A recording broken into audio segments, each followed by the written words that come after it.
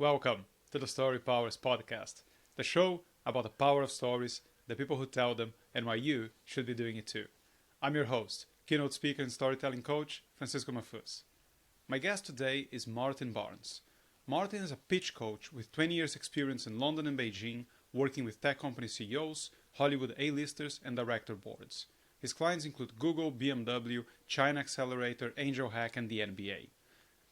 Now, this might be the last podcast I ever record, because Martin and I have been trying to do this for weeks. Now, both of us have perfect internet connections, but both times we tried, our connections got suspiciously bad and got cut off many times.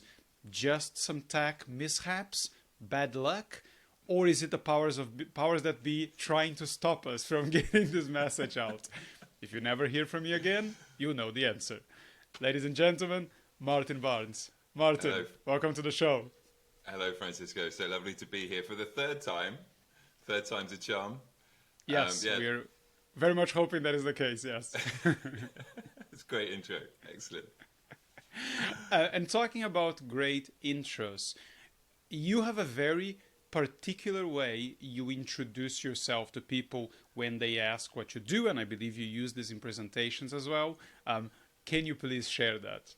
Absolutely. So when people ask me what I do, I tell them I'm a crocodile wrestler. Okay, go on. Exactly. That's exactly the response I'm looking for. And that's what it feels like being the father of 3-year-old twins. So in the morning when I'm getting them out of bed, getting them dressed on the way to school, they are literally crawling all over me. She wants to wear what she's wearing. She wants to wear what she's wearing. It's a nightmare. They can split, disappear into 2 different directions. Just getting anything done is exhausting. And I remember sort of finally getting them dressed and just sitting on the bed going, wow, it's like crocodile wrestling. And then I had this little sort of bing.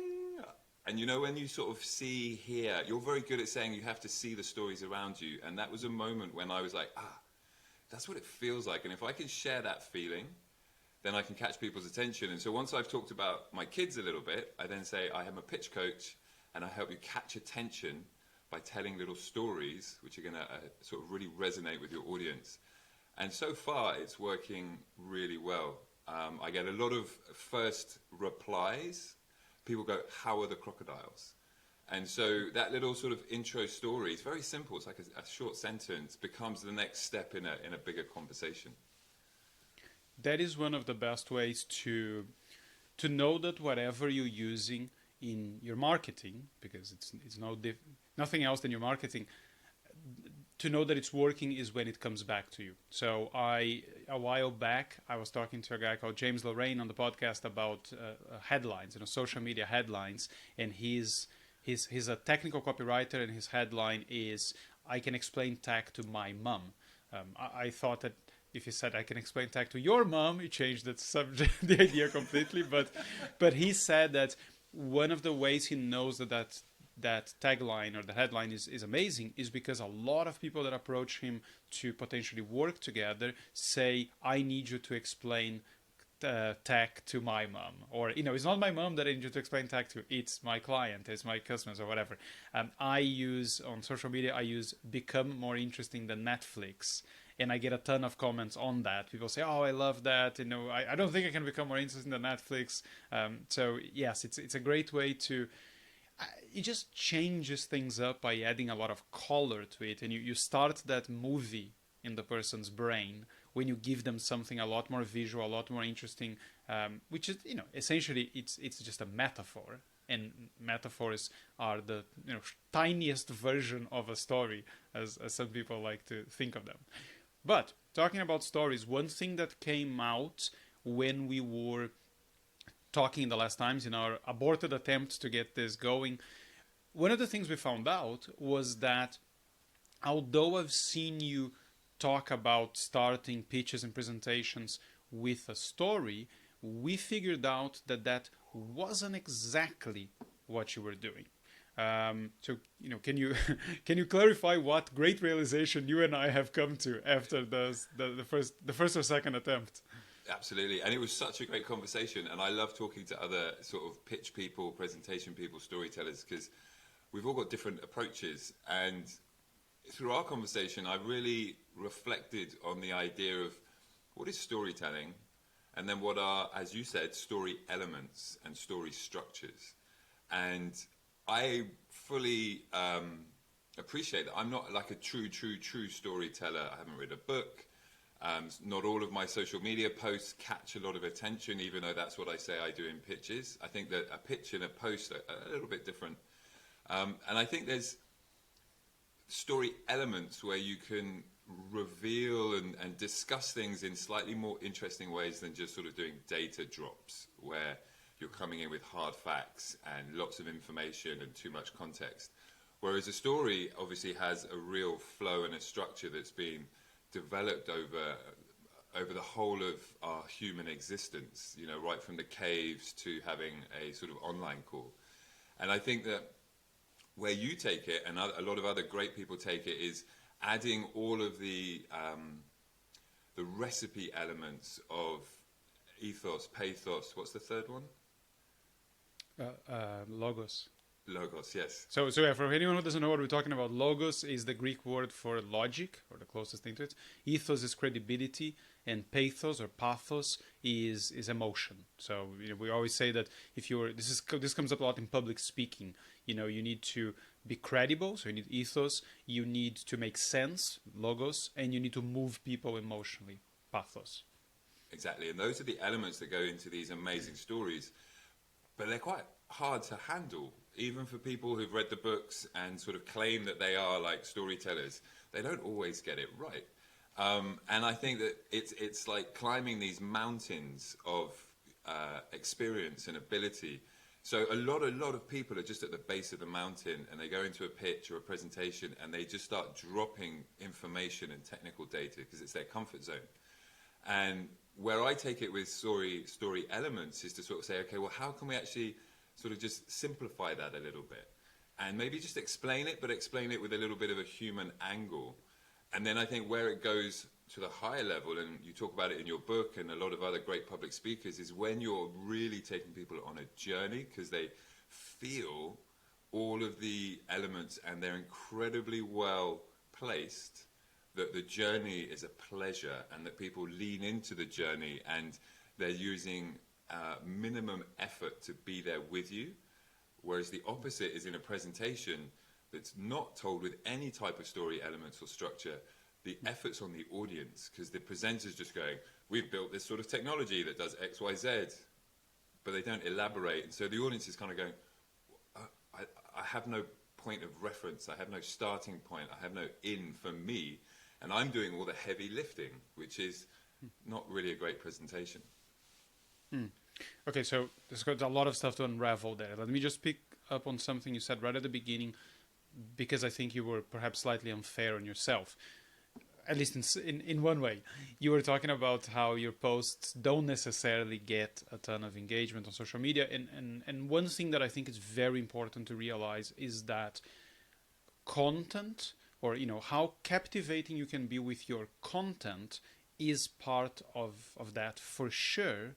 But there's a ton of other stuff when it comes to social media, at least LinkedIn, which is the one I'm more familiar with, that has nothing to do with your content. Because I can guarantee you, if you get the greatest video that anyone has ever put on social media, or the greatest written post, that in the hands of someone who has a large community, an engaged community, might be, 5,000 views, 10,000 views or more. In the hands of someone who doesn't have those things, it could be a video that 200 people watch. Right? So the reason why some people get a ton of engagement on social media, yes, it has to do with content, but it's content over time plus community. Because if you don't have any, if you're missing any of those things, and I've just made that up, and it sounds brilliant to my ears, I'm going to try and say that again some other time. But, if your content is not very good, you're not going to get much out of it. If you don't do it over time, it's not one video or one post, it's a ton of them. And if you don't have a community to back you up, none of those things are going to work. So you need all of those things. So I've seen great posts from you and from other people that don't do a lot. And there's too many factors. When you're presenting, I think this is very different because typically you have, or at least when it was live, we had captive audiences. So the most an audience could really do is let their mind wander, because even picking their phones up, depending on the circumstances, is not really polite. So people will be very discreet when they do that. With Zoom, that's a bit different. And it's very easy to be impolite with a video call. But when it comes to the live presentations, I think you start from a place that you have them until you lose them, and that could only be 8 seconds, as you like to call it, the attention span. But I think that is different when you're talking about things like social media, because you don't have them until you have them. You have to stop the scroll, as people call it, stop people scrolling through the feed. And I think these are very different things. Right. Now back to what you actually do, because I think we talked about it, but I don't think we described it. So you introduce yourself as the crocodile wrestler. Now that is not a story. That is a metaphor, and it's a metaphor that doesn't make sense to a lot of people. Now, you tell people to do something similar when they open their pitches, right? Exactly. So when I'm working with people, they'll often in their founders startup pitch, whether they're on a demo day talking to investors, they'll sort of come in with lots of anxiousness. They think that they have 2 or 3 minutes, 6 minutes, and they have to race through the content as quickly as possible. And so my approach is to sort of say, how can we say something in the first sentence that's going to tune people into the message and take them from where they are in their head a minute before the pitch to being very present with you in the first 30 seconds and for the remaining session. And I'm actually dyslexic, so I've had sort of quite a lot of issues with reading, writing, attention span, execution. And so through my own challenges, I'm always trying to simplify things. And I love sketching, and I love visualizing and finding images. And so whenever I'm talking to people who are about to launch into their new software, their new tech, their new innovations, I'm like, how can we describe this in the simplest way possible that starts a visual in the mind of your audience? And a lot of these ideas came from a fantastic book called, I think it's Understanding Comics by Scott McCloud. And he talks about how images are created in our mind. And I really want people to be able to simplify, instead of describing what it is, to describe how it works or who it affects, because then the audience, in their own storytelling capacity, in their imagination from all their experiences, can build their own image of that. And often simple is best. I mean, my mum always says, keep it simple, stupid, because I'm always overcomplicating things. And I'm really trying to boil something down to the essence of what it is, which is easy to say and then also easy to receive. So one example, I worked with a tech CEO in China when there was a massive push on shared bikes. There was a few of them popped up in Europe. There was a yellow bike, an orange bike. You basically scan it with your phone, unlock, cycle to wherever you want to go. Boris bikes, and I think it was the Boris bike in the UK. Well, yeah. The Boris bikes had the Boris influence. They weren't quite as good as the Chinese ones. And, right. So I worked with the CEO because he was going to do his first English presentation at the APEC conference in 2017. And his internal team was just coming up with loads of sort of what I call a Wikipedia pitch. It was just information you could get online. It was very static. It was very data heavy. And again, the audience was having to interpret what that actually meant. So when we worked together, I was really trying to find out what the essence of his story or his experiences were. And what we came up with was that he was going to walk on stage, just introduce himself and say, I love bikes. And pause. And then explain that he had the world's biggest collection of yellow bikes. He had 32 million yellow bikes. He owned them all. And what he did with them was he shared them, because he believes life is better when you share. And so I pitched that to him once, and he just went, I want that opening line. And I think it was really powerful because it was emotive, it was visual, and for someone speaking English as their second language, it was incredibly easy to say. So there's always a danger in your opening line because there's so much spotlight on that opening moment, that you can get tongue-tied. Even as a sort of native speaker, you can still trip over your words. And I wanted to make sure that he had something that was just easy and had flow, would let the audience kind of go, I get that, yeah, you love bikes. And what he said in his first sentence was what people would be referring to as he started to stack more of his experiences, his insights, and his stories. Yeah, so it's interesting how our brains, not necessarily different people, but you and I, we work in slightly different ways, right? So I hear that and I immediately start thinking, what if he said, I hate bikes? And then he proceeds to talk about all these bikes he has and all the space they take up and how much maybe his wife annoys him about all these bikes and what he's going to do with them. And then, he can always deliver later, like, I actually love bikes. I love them. That's why I have so many of them. But now they're causing me so many problems, I started to hate them. And this is why but yeah, so one thing we talked about earlier was this difference between what you're doing, which is you often just having that sort of hook for attention, or some people in the MBA I work with, they call it a grabber, which I think is a good name as well. Yeah. Or sometimes it's just the metaphor. And I think the major difference between the metaphor type of approach, like the Crocodile Wrestler, and a story, is that a story is always about change. Now, it doesn't matter if the story is 30 seconds long or 10 minutes long or an hour long. Something by the end of that story needs to be different. You think in a different way, you feel in a different way. So that something has to change for it to be a story. Otherwise, it's just, you're relating events that happen. Some people probably call that an anecdote, right? Whereas a metaphor is not that. A metaphor is just, you are tapping into all this knowledge and associations that people have in their minds about these things you're describing, and sometimes they'll make immediate sense, like when you say the Achilles heel, my Achilles heel, and most people understand that it's your weakness. Sometimes supposedly your only weakness. You don't need to know the original Greek tale to understand that, because it's just become common parlance. But when you say crocodile wrestler, people go, are there crocodile wrestlers? What the hell does that mean? I shared one recently where my daughter told me, out of the blue, so this is, it's just 8:30 in the morning, and I say something to her, and she laughs. She looks at me and says, Daddy, you are funnier than a snake. And I loved it, but I had no idea what she meant by that. I was like, what do you mean funnier than a snake? Is this some sort of like backhanded compliment? Or, is she offending me really? And then I said, well, are snakes funny?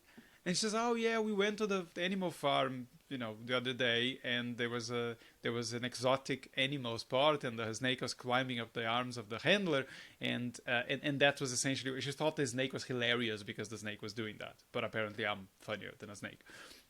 Okay, so that approach is a really interesting one, but that's only part of it. So you do that. That's sort of the story element you're using there is the triggering all the visualizations and all of that stuff.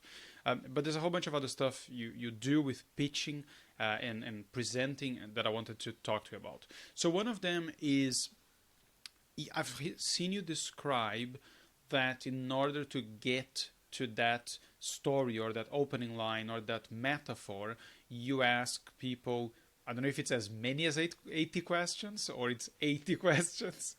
So can you give me an example of a few, maybe 2 or 3 that you think are usually your go-tos or the ones that get you more results? Excellent. Yeah. So trying to figure out what that is, it always comes down to your audience and your goals. And so I have like a library list of 80 odd questions that I sort of cherry pick from based on my whoever I'm working with. And with discovery questions, I think a lot of people use discovery questions, diagnosis questions, and it's sort of just saying, who are you talking to? What are you trying to achieve? And then how long do you have? So all the basic parameters.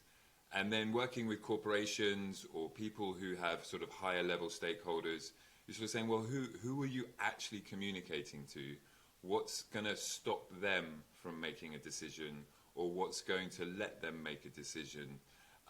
Talk about then the 5 W's, the real classics: who, what, when, where, and why. They are timeless because they just help you start to unpack and dig deeper, and then start to make connections and associations between all of the different tangible elements.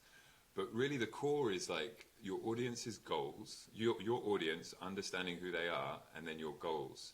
So for example, we both worked with the MBA. I've worked with them in China.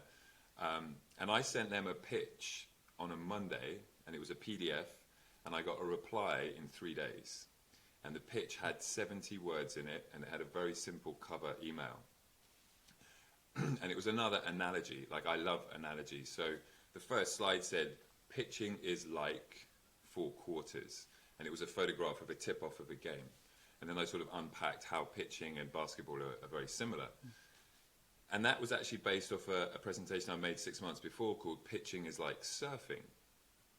And if I'd sent Pitching is Like Surfing to the MBA, they would have looked at it and gone, we don't surf. Who's this idiot? Next. But because I modified the story, the content, I modified a few words and a lot of the visuals. When they got it, they looked at themselves and they saw themselves in my message. And my discovery questions help you do that. They help you figure out what parts of what you're trying to share are most relevant to your audience. And I have on my website a link with like 20 of my discovery questions that we can share with the audience later. But that's going through those questions, and I go through them and people look at me like, why are we asking these dumb questions? But it's actually just turning over your ideas, and you have to sort of warm people up. And I might ask slightly repetitive questions with gaps in between. So I'll ask it at 10 minutes and ask something very similar at 20 minutes to see how their thoughts have changed over our conversation. And then what I find 90% of the time is it's often the things that people say as throwaway lines as we're finishing the meeting, or somebody who sat there silently for an hour pipes up with something and you're like, that is gold. That is our starting point. And you have to go through that process to uncover the things that people don't normally say. Because people are so good at just reciting the same information as a website, or just kind of, here we go again, I'm just going to go through the features and the benefits. But you have to go below that and really dig in to find the ideas that give you the simple explanation of what it really is. I believe you call that collecting the edges, right? Yeah. Or picking the scraps off the floor. I think somebody in a book said, you take things that you may have edited out before, you can pick up, and they might be an amazing seed of a new starting point. One of the most important things you said in that description is that when you describe in the NBA pitch, I find it very interesting because what you've done is almost the opposite of what I often tell people stories are about. So a lot of people tend to think that a story is about what happens in the story. And I always say, no, it's not. The story is about how it made you feel, how it changed you. That's what we're going to relate to. It's not that you are jumping out of an airplane. It's not that you had a car crash. It's not that you climbed Everest, as the typical example. It's about how that made you feel, because that's what's the relatable part. It's not the actual facts and the actual events of the story.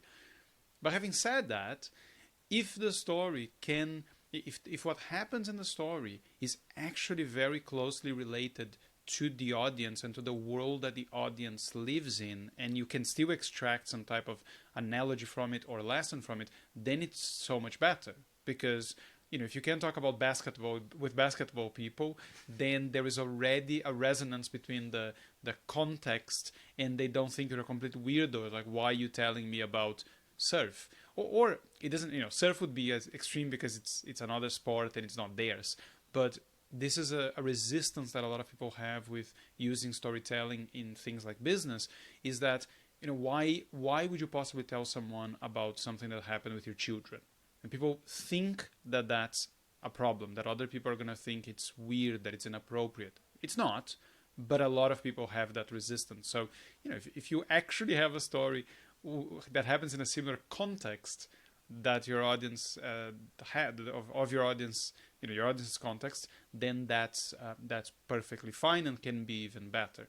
The other thing you said was how the answer people give you at the end of those questions is not the same answer they would have given you at the beginning. I notice this more and more and more. People who produce constantly, particularly things like books or stories or posts on social media, or people that, as Seth Godin calls it, ship it on a regular basis. We start knowing ourselves a little bit better, because we're always turning over our experiences and trying to figure out, why did I do that? What happened over there? And people that don't, that are not living an examined life, they don't really know until you ask them the questions, and they go, yeah, actually, this is important to me, or that has happened to me. I haven't thought about this in years, because they're not digging through their brain constantly trying to find some useful or interesting content. So they just don't know what's there until you shake it loose by a million questions. Absolutely. We're so busy that we don't often sit back and reflect, or we don't sort of ponder and wonder about why things happened. We don't let, what you've said it loads of times, it really resonates. It's like, you've got to see the stories around you. And if you're sort of too busy living your life, getting through your task to-do list, delegating, sort of scanning social media, you're just absorbing, but you're not sort of slowing down, reflecting.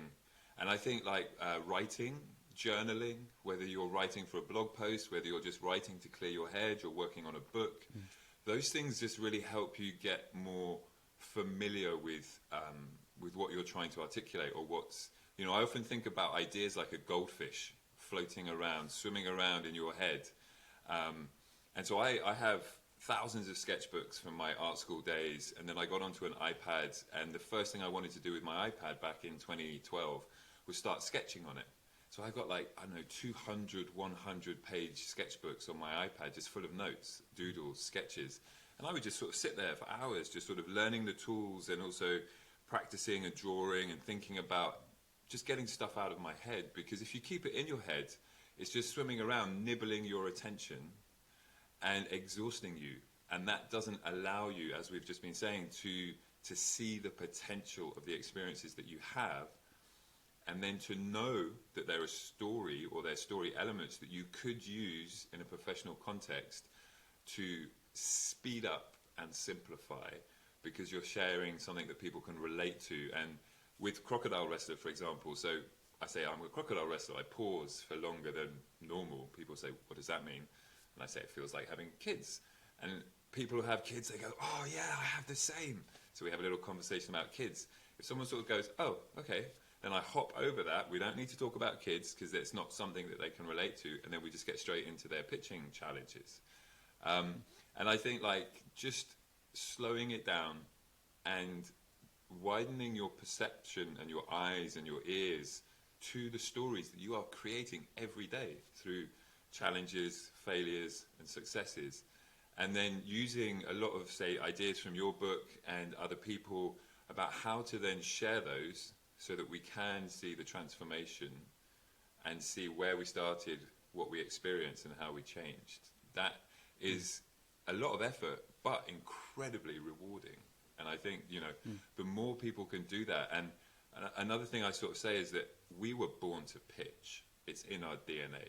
So I tell myself a story about cave paintings being the world's first ever PPT slide. So I imagine in the cave, the guy that sort of put the pigment on the wall and drew the buffaloes and the mountains and the hunters, he then pulled in the rest of the community and said, this is what we've got to do. And they sort of sat there going, oh, right, I can see. So we've got to hunt him and trap him. And you're going to throw the spear. You're going to gill the final blow. You're going to Gary it home. That was a pitch. That was a startup community solving a problem to survive the next season. We've been doing it forever. We've just kind of forgotten. And I think, what we're trying to share is to reawaken people's ability to see stories, share stories, receive stories, and then think on those to build their own success. On that example, which I think is a pretty cool one, as I've told you before, Storytelling, as everybody talks about, goes back all the way to prehistoric times. From as soon as we started communicating, we started telling stories. And a lot of people that talk about storytelling say that it's a common trope to go back, because it's true. I mean, it goes back. It's evolutionarily is the language of the brain and all of that I say all the time. But as I told you, I hadn't seen anyone compare it to pitching, which I thought was pretty creative. And I think it's perhaps an even better example than the one you've just described, in the sense that, yes, maybe the cave paintings were the first PowerPoint, but what 100% that caveman or woman did not do is show it, then turn his back or her back to the audience, and then started describing exactly what was on the cave painting. Certainly, they would have been super animated and going, and we're going to go and find a mammoth just like here, this is what we're going to do here. So they were using it to back up their storytelling skills and their communication skills. It wasn't, here it is, off you go, do you understand? And I'm just going to describe it exactly what you can see with your own eyes. No, I think they would have used it as support for the actual pitch, for the actual persuasion, which would have come in the form of either a story or some other way, some other grunts and hand gestures or whatever it is that they did at the time. 100%, you've nailed it. You've just added to that visual. For me, it was a performance. It was the backdrop to their performance. I mean, it sort of was, maybe it was the first theatre. So they were there and they would have had to really emphasize and communicate what they were doing. And like you said, they wouldn't have sort of had a stick with a fire stick and pointed at their bullet points. It would have been really animated. I can see it now in my mind, them sort of just telling this fantastic story. And I think the beautiful point you've raised is that we've sort of lost the power of our presentation slides to be an amplifier for what we really want to communicate. And we get really heavy, I call them brochures, because it's like reading a book or a magazine or an annual report. It's just super dense. And what we're doing at the moment is we're dividing our attention between the speaker, who's the focus, and the content, which is the background. But the cave paintings were just these beautiful drawings, and imagine they would have been illuminated by firelight, which is sort of quite focused. So they could have shown the animal, moved down, shown the hunters, and directed their audience's attention using the visuals to keep focus, whilst however they were verbally communicating would have been the moment. And if we can bring any element of that back to what we're doing professionally in whatever industry, then we're going to have such an impact, because the baseline is so static. And even though PowerPoint or whatever tool is incredibly effective, it becomes this sort of slippery slope where you fall into the templates that the software offers you. And it gives you 3 bullet points. You think you have to fill in 3 bullet points. It's sort of like, it's the cookie cutter. And I'm always like, rip that up. Don't bother with that. What is the image that behind you is going to amplify your message and not divide your audience's attention, but multiply it, so that you're resonating, and that is just a bigger power surge of your data point, your bullet point, your text, your image, your icon, whatever it might be, will just make you way more memorable. You talked about 3 bullet points, which reminds me, let's talk about the 3-bit mountain. What the hell is that? And in summary, what is this a process that you teach people when you're trying to help them pitch better? Excellent. Well, this is the 3-beat mountain. I sketched one in preparation, hoping that we would go here. And basically, it's my sort of understanding of how a classic story structure can be adapted for a pitch. So I've just drawn it on a legal pad real quick to show people and talk about how simple it is. So it's just sketching a mountain, and it's focusing on, encouraging you to focus on 3 core elements of what you want to communicate. And having an incredibly simple introduction, just your name and maybe your business or whatever, just set the context very quickly and move into something which is going to catch attention. so that your audience is sort of tuning in. Yeah, I'm with you. We're talking about, the medical industry, for example. And then the second beat is once you've established context, you can then start to sort of reveal your expertise and start to build trust so that people are seeing your credentials, seeing your achievements, seeing your innovation, and they know what industry it's, or you've got their attention, you're building the trust. And then the third beat is be memorable.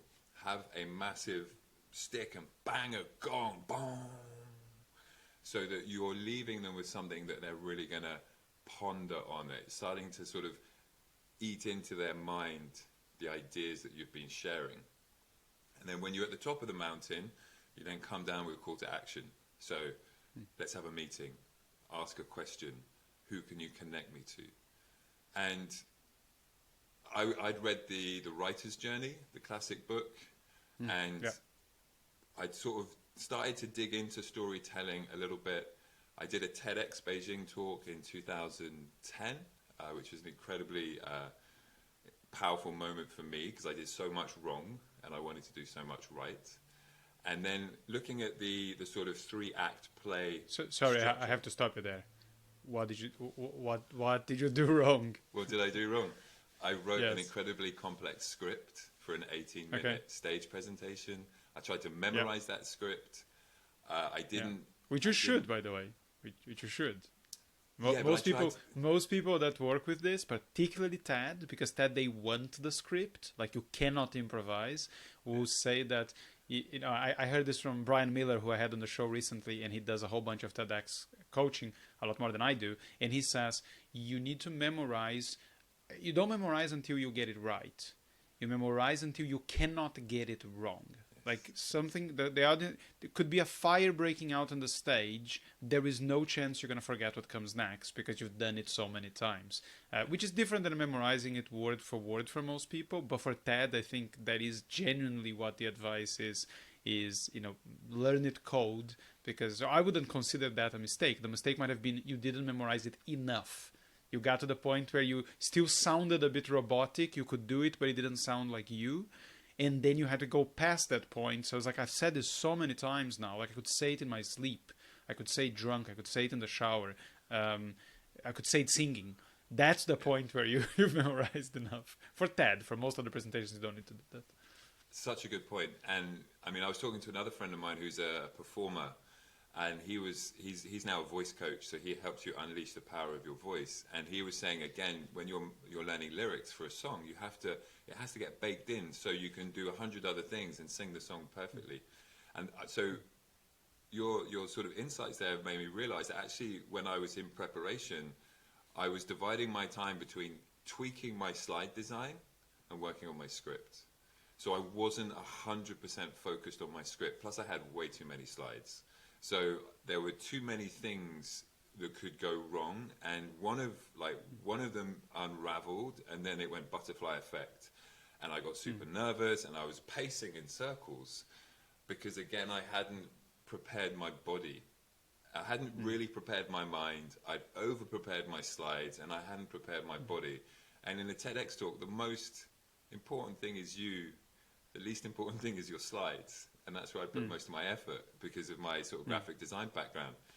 And so, yeah, that was a monumental experience. I remember standing on stage and my legs started to shake, and I got tunnel vision because of the spotlights, and I saw the exit sign, and this little voice went, go, go.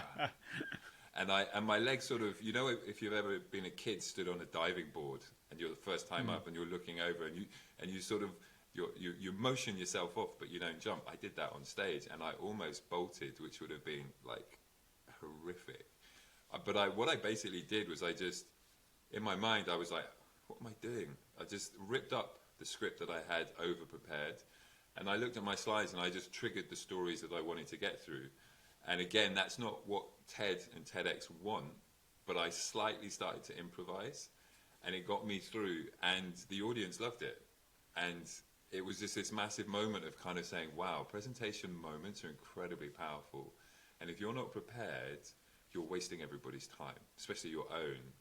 And time is non-refundable. So you can't get a refund on a bad pitch, as many people who've sat in meetings going, why am I here? You don't get that time back. So it's really the responsibility of the speaker to be as prepared, natural, and ready to share something which is easy to receive.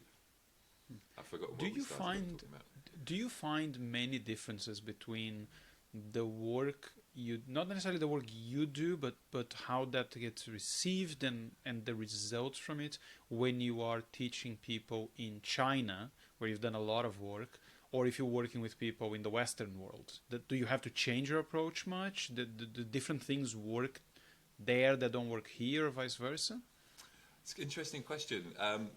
In Asia, particularly, not just China, but Asia, Korea, Japan, all over Southeast Asia, there is a slightly different approach. People feel that they shouldn't question a teacher. So in school, for example, the teacher stands at the front, rows and rows of desks. It looks quite sort of 1950s European standard. And the teacher just monologues and just drops all the information they have. The students diligently write it down, they absorb it.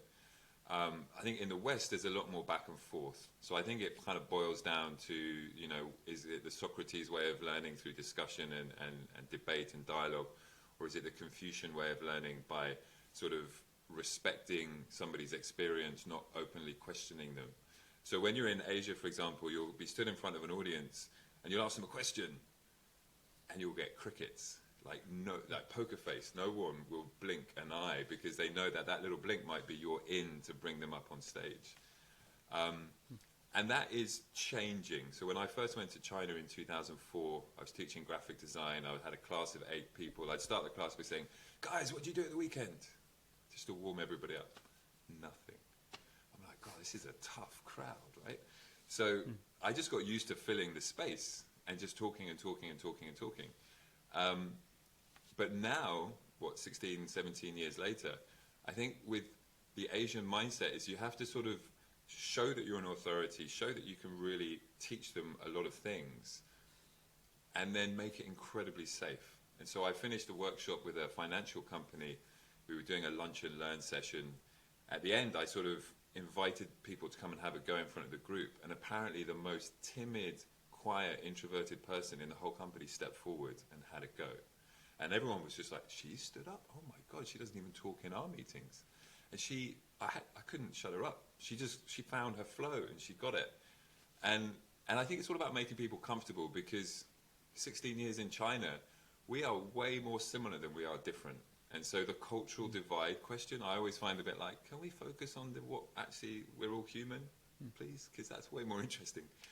But there is this sort of difference. But when you reduce what's the right word? When you reduce the stakes, then they jump into it feet first. Yeah, I think that those cultural differences they can be overdone, over talked about. You can focus on them too much to the detriment of our shared humanity. But it's also true that some things go down very well in some cultures and not so much in others. So an example I've used before, because it's something I'm still terrified about, is in Asian cultures, self-deprecating humor, which is basically all I do when it comes to humor, is not usually done. Like, they think you're taking away from your authority. So I'm always aware that if I was doing a keynote in Asia, I would have to change dramatically a lot of the material I have, because a lot of the fun I'm having is on, at my own expense. So, yes, we can worry too much about things that are perhaps not that important, or we can focus on the wrong things. But it is true that the way we speak resonates, in the stories we tell, resonate in one way with certain cultures. They might be slightly different in others. As much as some things are universal, the way the culture plays with that universal human emotion, it has to be taken into account as well. Otherwise, as you said, if they don't feel safe, what could be a very emotionally moving and inspiring story doesn't really work, because they don't feel comfortable to be that open in that environment. So yeah, I think those things need to be taken into account. we're coming up to the end of the time we have, but the one thing I wanted to talk to you before we're done is Gung Ho Pizza. So can you tell me a bit about Gung Ho Pizza? Because I know you work with them, and it's a pretty interesting brand. Yep, so Gung Ho Pizza was founded in 2013 in Beijing, and it was two New Zealand guys and an Australian. They had a lot of time in China, and they basically wanted to reinvent delivery pizza. So there's an incredibly smart woman in China called Annie. Annie is a Chinese lady who had been to Europe, tried pizza, seen pizza, and realized that if she brought pizza to China, she would build an empire, which she did. In Beijing, she must have had 20 restaurants. And it was where all the foreigners went in 2003, 4, 5, 6, 7, 8, because there's just hardly any choice. If you wanted to rate the pizza on pizza scale, pretty low. But when you're sort of surrounded by Asian food and you're sort of craving a little bit of Western food that isn't KFC or McDonald's, she was a great option. So anyway, that was the environment of Western food in China. And so the Gung Ho boys came in and they were like, we want to bring this New Zealand laid back, up for it vibe, come up with gourmet pizza delivery. And so they were about 3 months from their soft launch. They were focusing primarily on delivery with a few sort of kiosk style locations. And they asked me to come in and help visualize their thinking into a brand pitch, a brand presentation. And it was designed to be an internal document. So what we were creating was not to be directly flipped into marketing, but it was like, how do I align a team which is Australian, New Zealand, Chinese, all over Asia, American? How do I get all of these different cultural perspectives that we just spoke about, and how do we align them quickly to what the Gung Ho vision is? And so part of what I do is help people sort of take their thinking, those goldfish, out of their heads and then put them down and say, okay, how can you share this to somebody else where you're reducing the risk of uncertainty and you're allowing them to interpret it for themselves in the right direction. So what did you do? So what did you guys end up with? So we ended up with a 460 slide presentation that covered 5 main areas: defining the founders, defining the vision, defining the customer, defining the product, and then defining the future goal. And I went through a series of, say, like 3 or 4 discovery meetings where we were talking earlier about the questions that we dig into. And I remember one point, the main guy, who's, you know, a very smart entrepreneur, doesn't like wasting time, he was looking at me going, why are we asking all these fluffy, fuzzy questions? Where, you know, why can't I see anything? You're just asking and sketching on a whiteboard. It's all very creative, but I'm not getting any results. Because he's like, you know, he's very open-minded, creative, but he's also results-driven. And then it was at the end, when I gave him their presentation, we walked through it, he just sat back and he's like, you've got me, you know. And I asked him afterwards, I was like, so why did you choose to work with me? And he's like, you're incredibly good at helping people visualize what they understand but can't communicate. And then I handed over the deck and I never heard from them again, which for me is a good thing because it means whatever we delivered is working. And then 3 months later, they designed their brand logo, they had all their graphics, they had their core message, and then they sold the company in 2019 to a big F&B conglomerate that just, you know, scoops up. And part of their journey, they got their brand into IKEA megastores as a food kiosk. So they were able to really create the brand and the business they wanted to. And I was part of that success. They were the driving force, but I was able to save them time by visualizing their thinking in story strings, little sort of anecdotes, analogies, and just ways of, instead of verbally communicating to, say, a mixed language audience where you're not exactly sure who understands what, you can put it down and say, this is what we do. And this image, let's talk about this image. And was there one unifying story string? Was there one unifying concept? Because you said, you know, how do you put all these people, these different cultures together? How do you communicate this?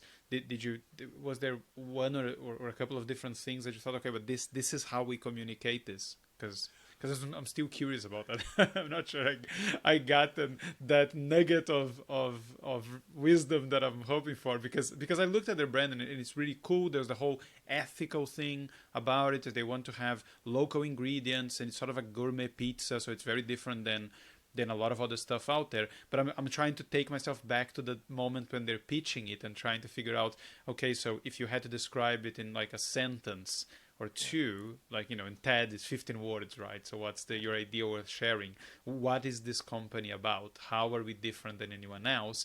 I'm just still wondering if you got to that point then. Maybe they only got to that point later. It's a great question. They actually brought it, but they didn't really realize what it was. So gung-ho is an expression which means roll your sleeves up, get on with it. And the origin of that expression comes from a New Zealander who had worked in China in the 1940s, 50s, slightly like a bit of a missionary, but I don't think I'm not sure his sort of religious slant, but he was going into the back of beyond in China and just helping communities build and grow and be sustainable. And his expression gung-ho was this sort of mixed up call to action that a Westerner could speak and a Chinese could speak. And when they called it out, it was a bit like, gung-ho, come on, team up, let's do this. And that was really the essence. And they sort of knew that was what their spark was, but they hadn't sort of taken it into a visual narrative, so to speak. That makes sense, because that story, the gung-ho story, and where it comes from, that is very prominent in their website. If you look there, they explain, they think, where do you think gung-ho comes from? And then they explain that. So yeah, so that's cool. I mean, it's a great way to phrase it. I'm curious, and I don't know if there's a perfect answer to that, but like, did they just find the name cool and then figured out, what does this actually mean? Where does it come from? And then all of a sudden it fell into place? Or did someone know the story of that it wasn't actually what most people think it is, and that inspired them to use it? Do you know that by any chance? I think, yes, I remember the two main guys, John and Jade, one of them's North Island, one of them's South Island in New Zealand. And one of them's sort of like loose shirt, a bit stubbly, the other one's kind of quite ex-Harvard, quite slick and corporate. Like, one had a pizza oven at home, the other went to Domino's Pizza Academy. So they're complementary yet contrasted, and that was a key part of our messaging. And they were obviously very in touch with their New Zealand history. And because they'd spent already quite a lot of time in China, like Jade, for example, has a cottage up at the Great Wall of China. It's amazing, sort of really rustic, and you look out the window, you can see this rolling old part of the Great Wall. It's insane. And they brought that, and they were using that as a real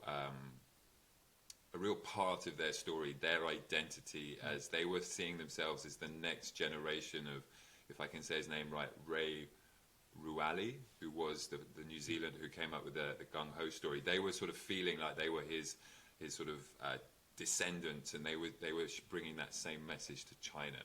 So it was from them, but they hadn't been able to expand and understand it because they didn't do the discovery around it. Cool. Listen, Martin, I think we could keep going for a while, but I know you have to run, and maybe we shouldn't tempt fate too much. We've made it this far without any technical hiccups. So if anybody wants to get in touch with you or find out more about the stuff you do and how you help people pitch, where should they go? So two places, either on LinkedIn, which is where, like yourself, I spend a lot of my social media time. So look for the Crocodile Wrestler on LinkedIn. And then online, my website's called 8secondstoconnect.com. And again, there's a lot of ideas, blogs, downloads, information about how you can sort of look for your Crocodile Wrestler story and how you can start your pitch like a sprinter. Thank you again for your time, mate, and I'm sure I'll talk to you soon. Thank you, Francisco. I've really enjoyed today's session. Fantastic. Thank you. All right, everyone. Thanks for tuning in. Take care of yourselves, and until next time.